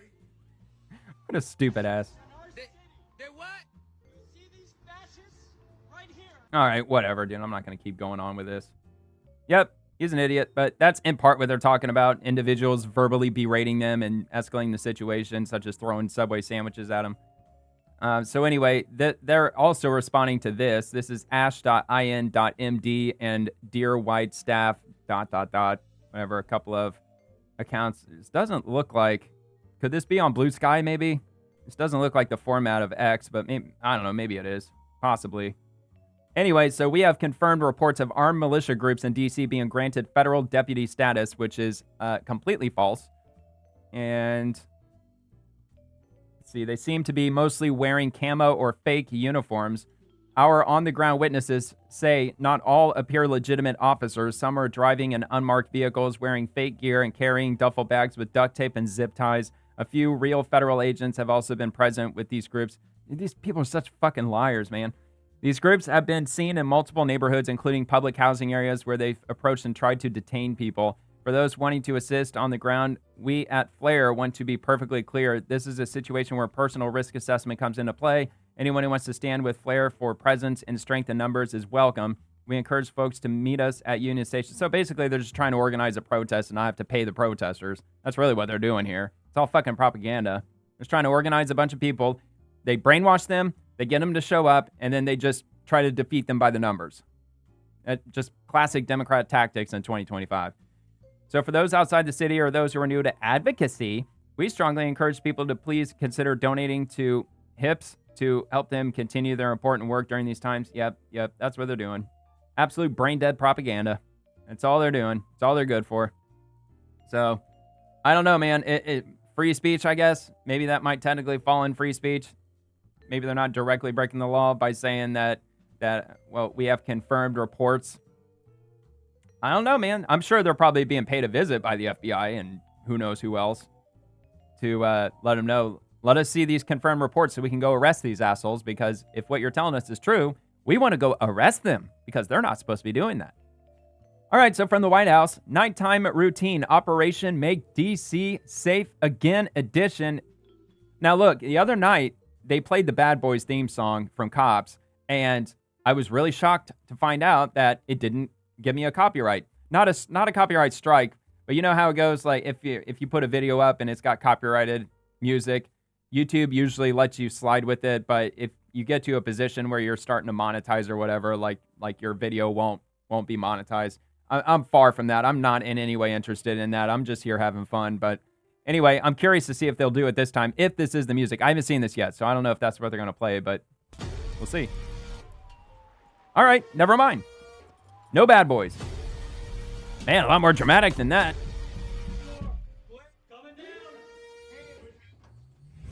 Freaking alarms, dude. That's when you know shit's is getting real. You got that alarm shit in the background. Yeah, fucking nuclear bombs about to drop. All right. Yeah, they could have done without all that, but all right. You consider that propaganda. It is. But it's the good kind because there's a lot of crime in D.C. and they've been fudging the numbers for a long time, and it's about time that they start getting the city under control because we got a lot of politicians from other countries, a lot of diplomats, a lot of ambassadors, also a lot of tourists who come here, and when they're visiting the nation's capital, it should be representing our country as a whole, all inside one city. And as far as Democrat cities go, I mean, it basically is with all the fucking crime that's going on. All right. U.S. Immigration and Customs Enforcement, 3,500 Tren de Agua gang members arrested this year. Quote, I don't think the American public as a whole realizes just exactly who ICE is going after every day. No, I don't think they do, especially if you're on the left. No, they're being told that they're going after innocent, undocumented citizens. That's what they're going after. They're kidnapping them. Haven't you heard? They're kidnapping undocumented citizens. But anyway, that was from Acting ICE Director Todd Lyons. So let's give this a listen. Just nationwide, we've arrested more than 3,500 TDA gang members who are some of the worst criminals with an organization that's been designated. Yeah, it's like MS-13. Terrorist group by the president. So you can see that those terrorists are the ones that we're focused on. So it's great that I can come on like today and highlight the good work the men and women of ICE are doing, because I don't think the American public as a whole realizes just exactly who ICE is going after every day, and these numbers show it. It depends on who you're listening to. But yeah, I've known that because I'm following this stuff. They're primarily going after just criminals first. The ones who they know that are criminals, they're going after them first. Then once they get the worst off the streets, that's when they can start kind of working down the ladder and get more people deported. But they've already look, the illegal immigrants, by the numbers, there's already been over 1.2 million who have self-deported since probably the beginning of February, I would imagine. Over 1 million so far, self-deported. You get a free plane ticket back home. No matter how many of you there are, a whole family, you all get a free flight back home, and you get $1,000. That's what I've heard. And they might have even upped the numbers, or they might even be offering more than just that. All right, from U.S. Department of Justice, under AG Pam Bondi's leadership, this Justice Department will make D.C. safe again. D.C.'s sanctuary policies no longer apply. We are making our nation's capital safe again. At President Trump's direction, our agents are carrying out arrests across D.C. and shutting down violent crime. D.C. will not remain a sanctuary city actively shielding criminal aliens. Let's go. Not happen. Under Donald Trump's directive, hallelujah, will become safe again, and it will become clean again. And I think what's happening that's all we want for our nation's capital. Of an extremely divisive it's not a tall ask. You have liberal judges. You have no cash bail, as you said. You have juveniles ridiculous running rampant over this city, and you have a Metro Police Department. Yeah, if the criminals are under 25 years old, they're charged as juveniles. That's the policy in Washington, D.C. That's how fucked that city's become. They want to do their jobs. Under 25. And we have been out there for the last few nights with all of our federal agencies, Sean. They have been working so hard, working together. We've made 156 arrests. 27 firearms have been seized. Child pornographic material has been seized. Over 200 fentanyl pills taken off the street. A homicide hey, that's better than zero. With a firearm. And we are going to protect D.C. and make it safe again. But, I think the most impactful thing that's happened, despite what we've seen with these crazy protesters out there, citizens are coming out of their homes and they're going up to these law enforcement officers and they're thanking them for keeping them safe and making the streets well, safe. If that's true, that's a good thing. They could use the morale boost. Law enforcement and thanks them so she can go to the market again. So they are seeing the impact of what our law enforcement officers are doing under Donald Trump's direction. Dude, I believe it. I totally believe that there's people thanking them for this because Democrats, they know they've got to be quiet. They have to march to the beat of the drum. If they take one step out of line, they're going to get canceled, and God knows what else is going to happen to them. So they got to make sure that they're being careful. The silent minority, I'm sure they're probably going to be called. And I'm sure that's what they're doing. They're probably thanking them. And then 5 minutes later, they jump on social media and they're probably filming them from upstairs. Look at these evil bastards. They're rounding up people and they're arresting these innocent 24-year-old American citizens. Whatever. All right, so that's good news. Yeah, that's a good thing. Anyway, U.S. Fish and Wildlife Service, mid-August, monarch butterflies. Mid-August, it marks the start of fall migration for millions of monarchs. Now through mid-November, these butterflies will travel during the day and roost in trees at night. You may see anywhere from a few to hundreds taking a break along the way. Yeah, man, monarchs. I remember learning about all this way back in the day in my school, my elementary school days, how they migrate. I don't know if they migrate as far as south as Florida with the migration. We do have monarchs here. We definitely have them here. I just don't know if they migrate this far south. They probably do. But yeah, mid-August. So you'll maybe start seeing lots and lots of monarch butterflies heading south. All right, NHTSA Gov. In 2023, 21 to 24-year-old drivers were involved in 28% of all fatal drunk driving crashes, the highest percentage of any age group. Drive sober or get pulled over. Young adult drivers most likely grouped to be involved in fatal drunk driving crashes. In this day and age, with Uber and Lyft, it's a piss poor excuse. Don't drive drunk. It's ridiculous. You could just so easily call a Lyft or an Uber, and they'll be there in 2 minutes, and they'll take you home and just do the same thing the next morning. Trust me, spending $20 or even $40 on an Uber both ways is a hell of a lot cheaper than dealing with a DUI. Not to mention the possibility of killing somebody, and then you're going to real bad prison. You're going to federal, well, maybe not federal prison, but I was trying to quote Office Space. Pound me in the ass prison. All right, so from House Republicans, don't fall for Democrats' fear-mongering. House Republicans just delivered no tax on Social Security. All congressional Democrats voted to tax your Social Security. So from Hakeem Jeffries, Republicans want to privatize Social Security. Not on our watch. Save Social Security. I'm not very familiar with the whole privatization of Social Security. I'm assuming that it might fall somewhere maybe along the lines of maybe like a 401k where you're saving for your retirement, but you're able to use it to invest into something. Or maybe they want to put it into like treasury bonds or something. So that way the money you're putting into Social Security isn't just sitting there while inflation keeps growing.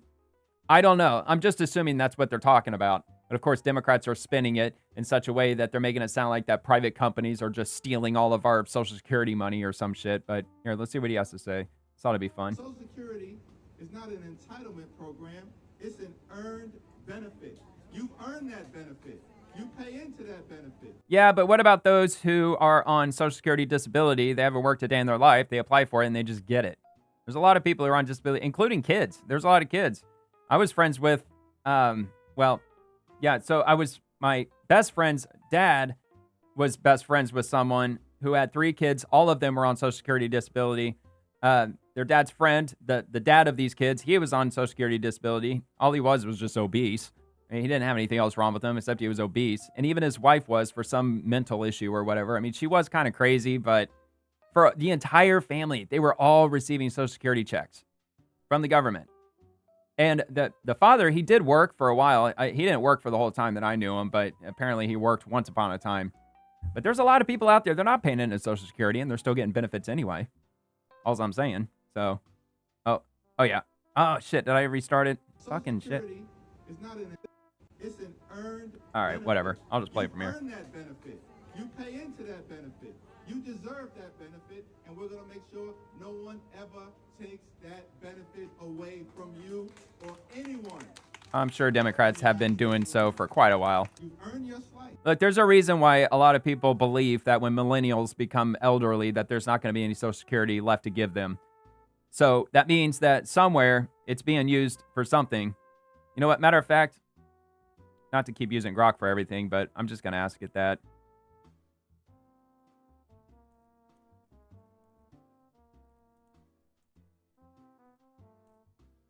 Not sure if that was a good way to ask, but I'll see what it says. Yes, the Social Security Trust Fund is projected to face depletion, but the situation is nuanced. According to the 2025 Social Security and Medicare Trustees Report, the Old Age and Survivors Insurance Trust Fund, which covers retirement and survivor benefits, is expected to be depleted by 2033. What? If combined with disability insurance trust fund, the depletion date for the overall Social Security program is projected for 2034, 1 year earlier than previously estimated. After depletion, without congressional action, benefits would be cut by about 19 to 23% as the program would rely solely on payroll tax revenue.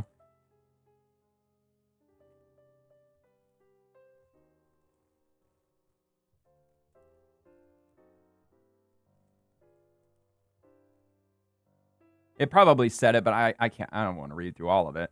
Social Security money primarily goes to paying retirement, survivor, and disability benefits. Disability, that's probably where a lot of it's actually going. With about 8% covering administrative costs, the shortfall is due to more benefits paid out than payroll taxes collected, driven by an aging population and fewer workers.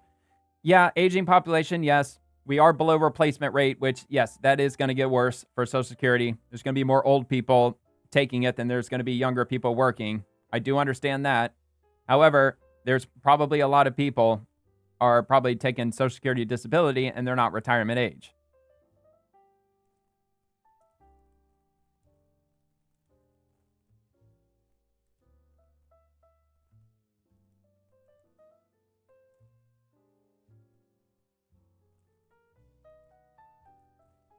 All right, I'm not going to get into the weeds with it. I'm just offhand curious to see if it'll give me anything about that. Maybe not. I probably didn't. Okay, hold on. 4.2% of U.S. adults aged 18 to 64 receive Social Security disability, with roughly 70% of these recipients under the age of 60.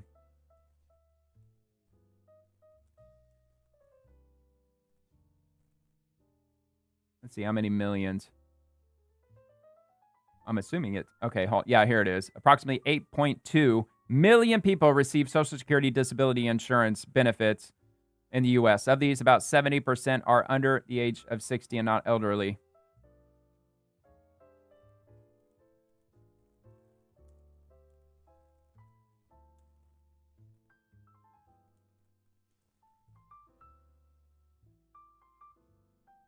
I'm not sure if it'll even be able to tell us that. Maybe. Virtually all Social Security disability insurance recipients have paid into Social Security through payroll taxes. All right, as eligibility requires sufficient work credits. Okay, typically 5 to 10 years of contributions. Precise numbers. Oh, okay. See, I didn't know that. I actually didn't know that. So then how do they put adolescents on Social Security disability? Because I know that's a thing. Precise numbers of non-contributors are unavailable, but they're negligible. All right. But I mean, regardless, if you paid, let's say 5, even 10 years, if you paid 10 years into Social Security and then you get whatever, because some of these ailments that people are getting put on disability for, like just generic things like PTSD or trauma or whatever, just like some like one single event that happened to them. Maybe they were like held up at gunpoint at one point in their life, and now they're put on Social Security disability for the rest of their lives because, well, I just cannot cognitively function in a professional environment anymore because I was mugged one time. I'm not saying that that's at any severe level as far as people taking advantage of it in that way. I'm just saying that there are some ailments that they're paying disability for that they really probably shouldn't be doing. Like you could stock shelves if you had a traumatic event. Like there's many jobs out there that people can do where it doesn't require like a high level of cognitive function if you've been traumatized at some point in your life or not. I don't know. I'm just saying like they probably should relook or have another look at the Social Security system with regard to the disability, because I'm sure there's a lot of people on there who have no business being on it. Even if you're morbidly obese, you can still use a keyboard. You can still talk on the phone. There are jobs that you can do. Not every job out there is excruciatingly hard labor. So, all right, whatever. A lot of office jobs, a lot of things people are capable of doing, and they just don't because they apply and they just get approved. I'm like, well, hell, I got approved. Why go back to work when I'm just getting paid? All right, so the U.S. Attorney, D.C., the defendant of the District of Columbia, pleaded guilty today to 3 counts of assaulting a government official in connection with a May 8th incident during which she spit on former U.S. Attorney Edward R. Martin Jr., and with her May 22nd arrest during which she spit and kicked one deputy United States Marshal and kicked another. U.S. District Court Judge Gia M. Cobb scheduled sentencing for October 10th of 2025. So this is the lady spitting on the attorney, I'm assuming, and then getting all almost handsy with them or whatever. But look at this post. So he posted fight on X, and then this lady, she's the one who spit on him. She replied to his post saying this, Ed, that was me that spit in your face today in front of your not US DC for DC courthouse. That absolutely, definitely spit in your face on camera. Hi, hello, a pleasure to huck a dehydrated, pithy, white foam spit into your face. I only apologize that this city left me so dehydrated and unable to get water that I couldn't produce more to stain and drip down your face. What a scumbag. I hope they give her some time for that. I hope she gets a few years in prison to think about that shit. But that's more and more common these days with these progressives, especially the younger ones, the ones who are just absolutely hair on fire, brain dead, psychopathic, progressive leftist Democrats today. There's too many of them. But yeah, she pled guilty. I mean, we got the gist of it in the post, so we don't have to get into the weeds with that. But I'll have a link there for you if you want to check into that, or if you remember hearing about this in May and you want to, check out the latest on it. That'll be there for you. So from Taylor Rogers, FYI, Democrats opposing Trump's D.C. crackdown lead America's most dangerous cities. Didn't we already read this? Public safety isn't political. It's a top priority for every American, and the Democrats continue to brush under the rug. I believe that we already pretty much covered that one, so I'm going to go past that and get into Rapid Response 47. Yeah, we already did. I must have actually double bookmarked that. Yeah, because look, yeah, here it is. This is the same one, if I'm not mistaken. Yeah. Yep, same one. All right, yeah, so I'll skip past that one. It happens. All right, Rapid Response 47. FBI Director Cash says they found a locked room in the FBI's Hoover building with 7 burn bags and hard drives with the material on Russiagate. Quote, folks like Page, Strzok, Comey, McCabe, the names were strewn all over these materials. What? Sean, I was blown away, but sadly, it's come to be expected in this town.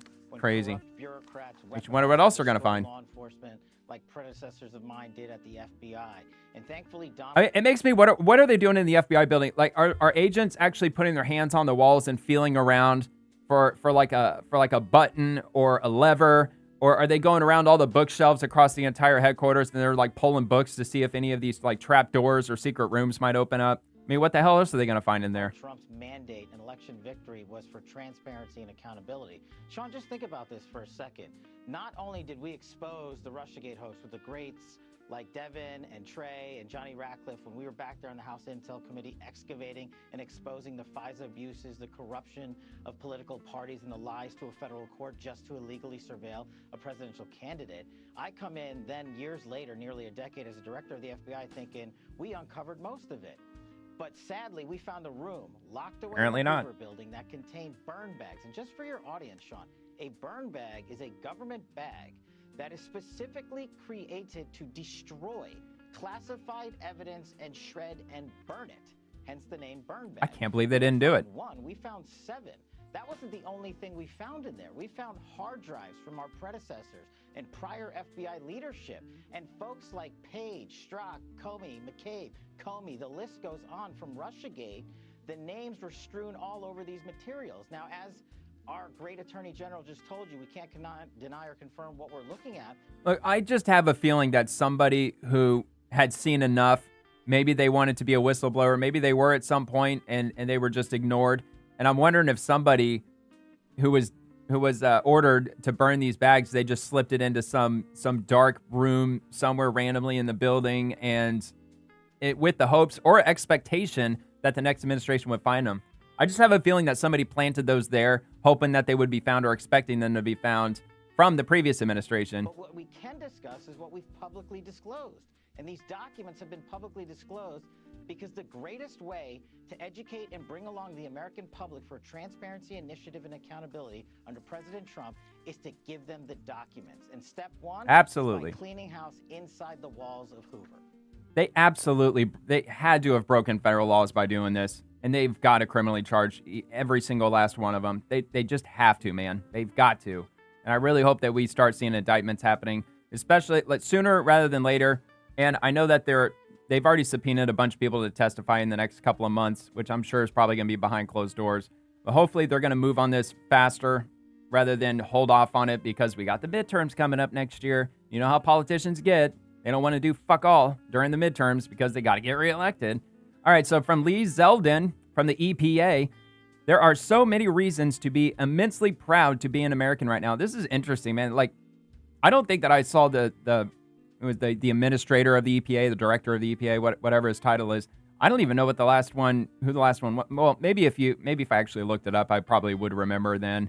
But they're not on late night TV shows. It's crazy. But the EPA was an absolute disaster when he inherited it, to the point where, like, light pickup trucks, they have to get a minimum of 40 miles to the gallon, or else the auto manufacturer will get fined heavily by the government for each vehicle that doesn't meet that mile per gallon standard. So if you wonder where all the V8s are going, why they're dumping twin turbos into these 6-cylinder engines, which are just garbage, that would be the reason, because the fucking EPA and all these stupid regulations that they've been piling up over the years. And Lee Zeldin has finally, well, like when he came in, finally the EPA, not just Lee Zeldin, but finally the EPA itself is going to start rolling back some of this shit, because we got to get our automotive industry at a minimum back to the way it was like in the 90s when they used to over-engineer them, and these vehicles would last like fucking like 400,000 miles if you took good care of them. All right, so anyway, let's check this out. Across America, people are feeling good. You just referenced that golden age of America. People are feeling hopeful for the future. Mm-hmm. I mean, you're just talking about all of the shifts with comedy and culture. And the reason why Colbert got canceled was obviously because he sucked. He was losing money. There wasn't any other reasons that his friends were trying to rally behind him, arguing. And instead of money, comedy featuring what is like an unfunny lecture about what we are supposed to be offended by, we're now back to this moment where comedy features hilarious commentary and insight about what we are not supposed to be offended by. And just on political correctness is so cringe. You're talking about money, you're talking about freedom, you're talking about safety, you're talking about culture and comedy. Right now, there are so many reasons to be feeling good about life in America. Yeah. Well, in the left, we all know this. Comedy's dead on the left. They're not allowed to be funny anymore because they're afraid they're going to offend somebody. So they can't have that. So, yeah, the left, they can't be funny. That's why they can't meme. That's why they can't do anything funny anymore.